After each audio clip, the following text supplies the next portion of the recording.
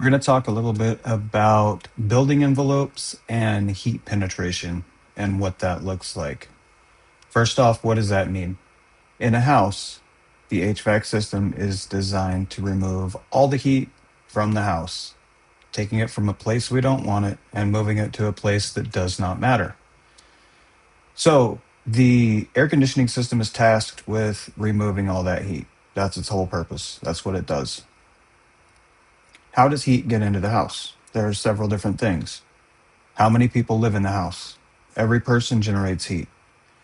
How much cooking is being done in the house? Cooking generates heat. How many pets are in the house? They generate heat. But also, how much heat is penetrating into the living space from the outside? This happens when you open the door to go outside or come inside. This happens through poor seals in the windows and doors.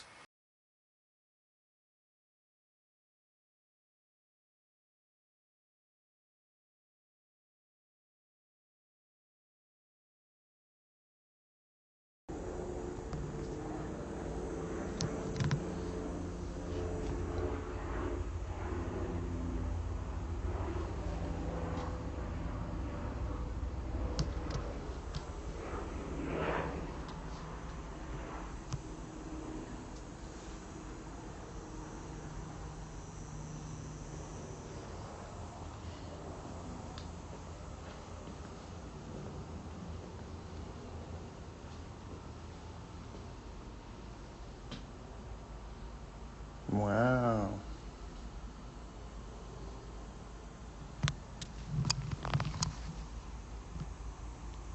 Let's see how cold it is in the cracks. You can see right there where that seal's bad, all the cold air coming out. It's not too bad on the bottom, but there's a bunch of leakage around this. And this happens through natural penetration through the ceiling and the walls. So, for example, if the attic is hot and there's not enough insulation, heat will penetrate through the ceiling into the living structure. In the same way, heat will penetrate through the walls from the sun shining on the walls or just the ambient temperature outside. So, heat penetration is another factor that contributes to the HVAC system having to work longer and harder to remove that heat. Now, what do I mean by building envelope? What I mean is how well the house is set up or sealed off against the elements outside. And this pertains to heat penetration and air exchange. If I have bad seals in the doors, the cold air from inside is going to go out. And if I have bad insulation, the heat from the outside is going to come in. It can also come in through poor seals with air exchange. So if there's too much air exchange from the outside to the inside, because your HVAC system is a sealed system, it's constantly circulating the air that's inside the structure. If there's too much air exchange, then you're exchanging cold air for warm air from the outside. Or in the winter, warm air for cold air. It works both ways. So your building envelope is basically how well the house is built against those types of heat penetration and air exchange. I'll show you some thermal videos of my house, and it'll give you an idea of what a not so new house might look like and how you can see the heat penetration into the house. Now, how do doors and windows tie into the overall building envelope and efficiency? How do they combat heat penetration and air exchange? Well, there's a bunch of different types of windows. Some of them are really good and some of them are not that great. So what they have is single pane windows, for example.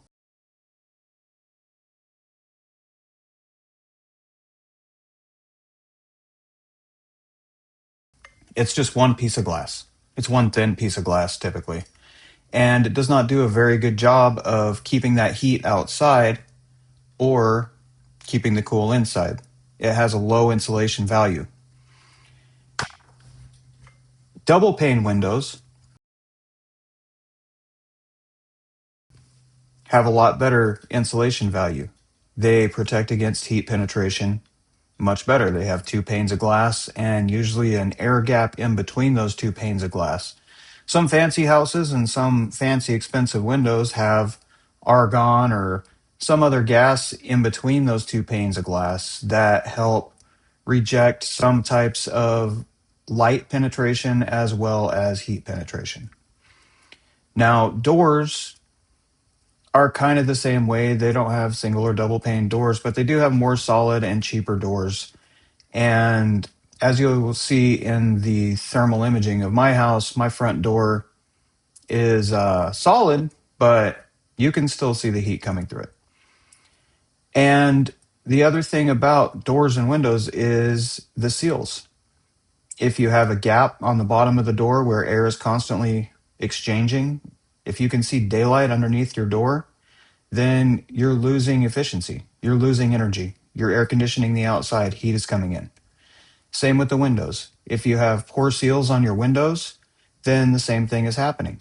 You're exchanging air, you're exchanging heat, and you're paying to air condition the outdoors.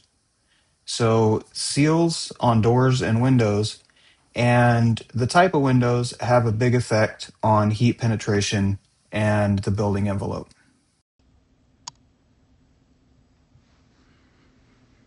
Get all that heat coming in through there, through there.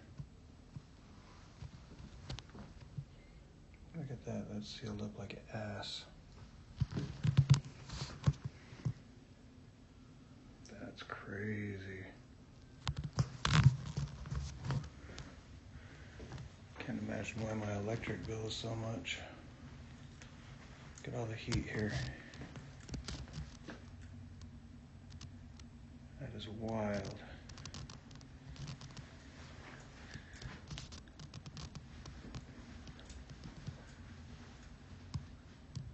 All the heat penetration from the attic.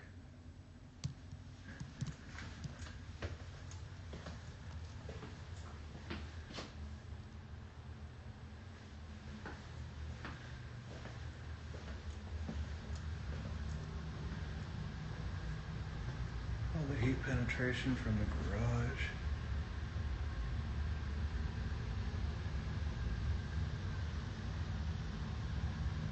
Look at this shitty door. Oh my god.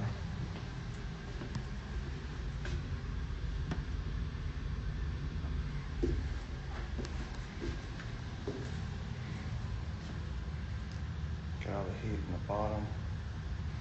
Air conditioner going out. Heat coming in.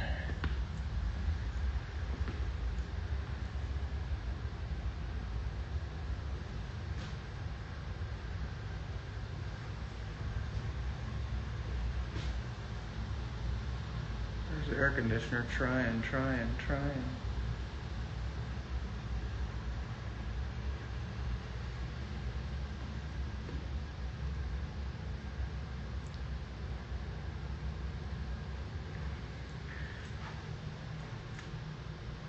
You can even see the spots of insulation that are keeping it cool. But then like there's a stud, and it's hot. This is just dumb right here. Nothing's really coming in the fireplace, but around it, holy shit.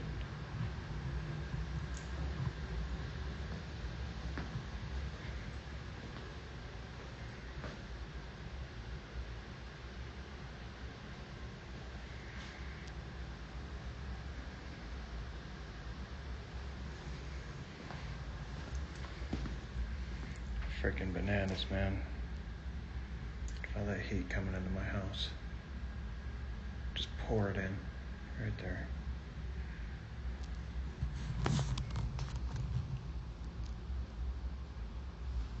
Looks like it's on fire up there. Now we'll take the same tour without the infrared on. Light heat in that corner. All that right there.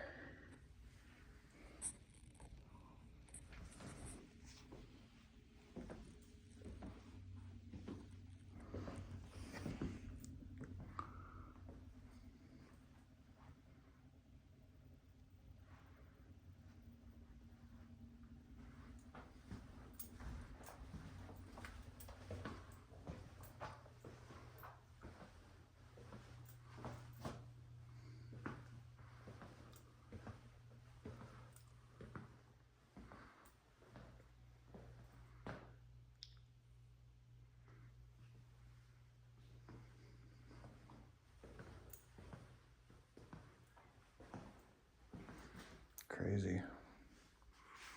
I said infrared, I meant thermal. You can see there's no light there. It's just heat that it's detecting. Like my mannequin. Chainsaw necklace.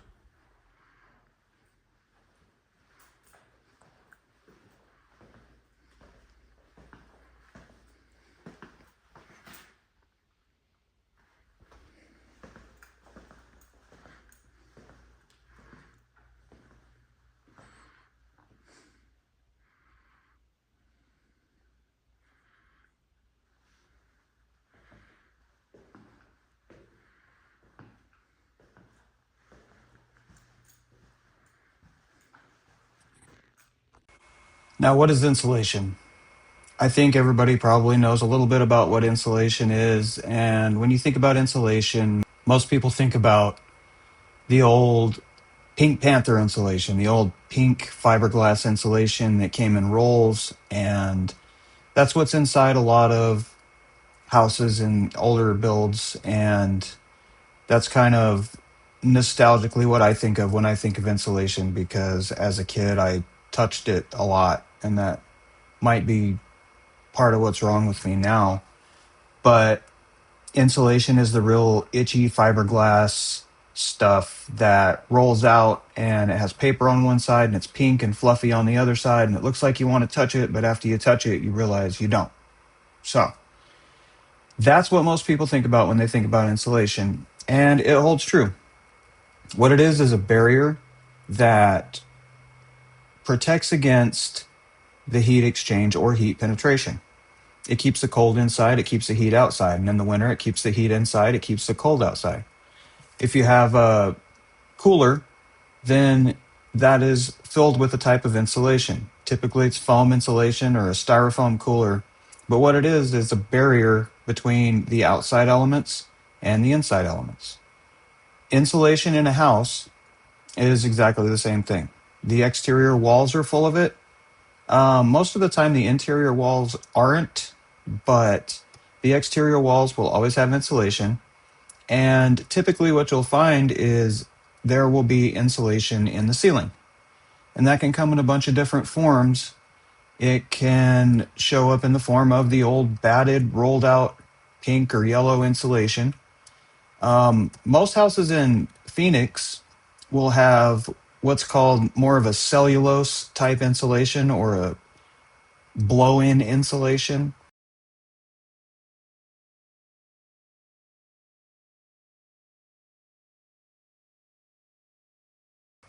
But that insulation will sit on the sheetrock directly on the ceiling of the house, and it'll provide a barrier between the heat inside the attic and the inside of the house. It's like a blanket. And higher efficiency homes, you won't see that as much. A lot of times with a high efficiency home, what you'll see is foam insulation, and it will be sprayed on the inside of the roof of the attic. So the ceiling of the attic, if you will. And there won't be any insulation on the floor of the attic. So it comes in a bunch of different shapes and sizes. Typically, the spray and foam insulation is going to be on a high efficiency home. And on a lot of those homes, they consider the attic a conditioned space. And sometimes the way they set it up, they'll go ahead and run a register into the attic, and it keeps the attic cool. So there are different types. Some of it's fluffy and white, some of it's fluffy and pink, some of it seems like chewed up cardboard, but the purpose is the same. It is to keep the heat from the outside from coming inside. Insulation will have what's called an R value. And what that means is its ability to insulate. Basically, the higher the R value, the more insulation it provides. So, blown in insulation in attics typically rate a certain R value per inch of insulation. So, if you have this much blown in insulation in your attic, you're going to have a higher R value than if you have this much, which means it's a thicker blanket. So, heat cannot as easily get through it. So, it provides a better barrier. Attics are funny things. Most of the time, they are not a conditioned space, again, unless it's a high efficiency home. So, what you'll find is the attics will be ventilated to the outside.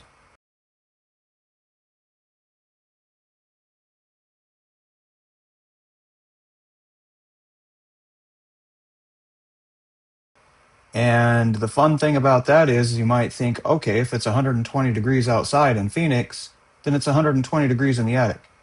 Not the case. It's usually 20 to 30 degrees hotter in the attic than it is outside. So think about that when you're thinking about the heat in the attic trying to come in through your ceiling. It is important to have a good R value of insulation. Here is my closet door. I promise you there's no light on in there. It's just the heat. It's really hot in there. I have no vents inside there. I'm going to open the door without turning on a light. Look in here. Holy shit. Look at that. All that heat penetration. That's an exterior wall. It's obviously hot in that corner. But look at this. Look at this scuttle hole. That's crazy. That's a scuttle hole into the attic. And you can see the rest of the roof is relatively cool. But look at that scuttle hole. Bananas. And so again, for reference, I'll give you the same picture without the thermal. This is the closet door, no light. Open it up. I'll turn the light on now. Up in that corner is where all the heat's coming in. That's the exterior wall. And here's the scuttle hole. And all that heat right there. It's just a thin sheet of plywood. And most of the time, those don't have any insulation on them. Sometimes there's a piece of insulation that's stuck to it or sitting on there. And a lot of times when people go up there and they push that cover off, that insulation falls off. And most of the time, people don't bother to put it back on. And judging by the way the thermal looked on that, I might be guilty of that in my own house. Now, as far as proper equipment sizing and proper airflow and proper duct sizing, yes, it's important to know the square footage. Yes, it's important to know the size of the area that is going to be conditioned. But another thing that's important is a heat load calculation. And when you're selling equipment or when you're sizing equipment, it's important to do a heat load calculation to understand the heat load that's going to be on the house.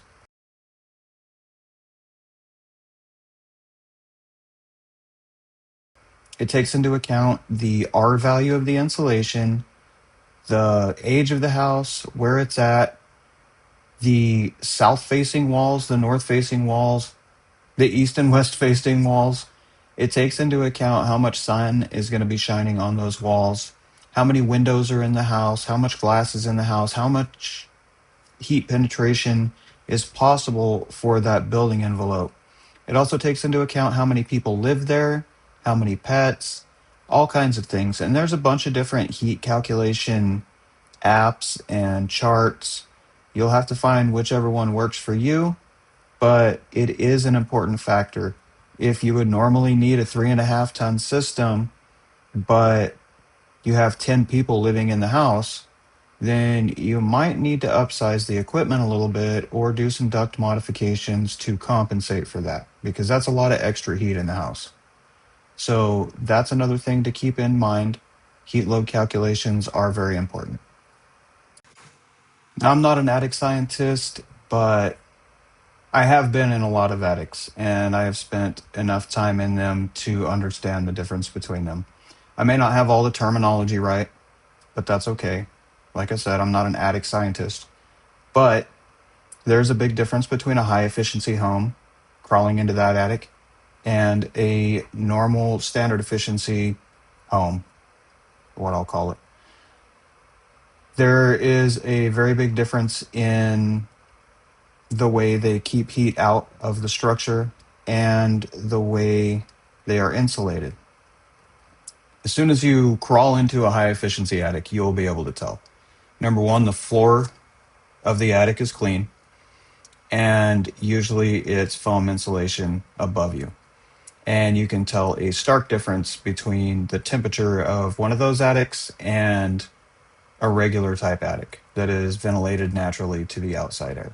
Hopefully, this gives you kind of a clue about heat penetration and the importance of having a tight building envelope and having good insulation.